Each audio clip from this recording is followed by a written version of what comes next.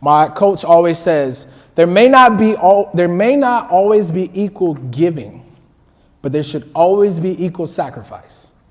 So think about your relationships.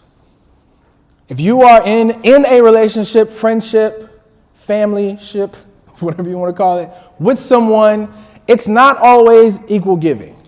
So I had a friend in high school, one of my best friends. The reason why we became best friends is because he was very smart in biology. I sucked at it. Like terrible. Sorry if that was foul language, but I was just terrible.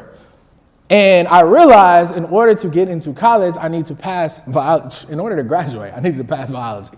And so I came and said, man, he keeps getting A's and all this stuff. He wasn't really great at basketball. He would say he was all right, but he was terrible. And so we would like literally just kind of switch off. And he couldn't type. And for some reason, my mom taught me typing skills when I was a little kid. And so I would type his papers, and he would help me study. And therefore, he passed his typing class. I passed biology.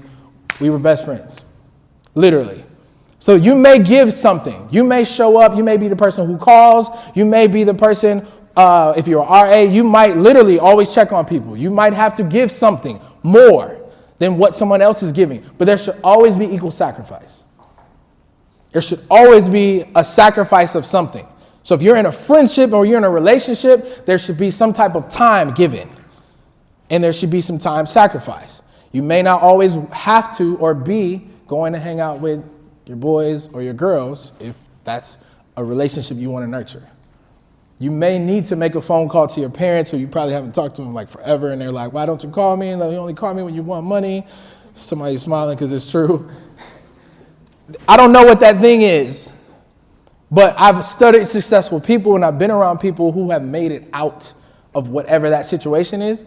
There may not be equal giving, but there should always be equal sacrifice.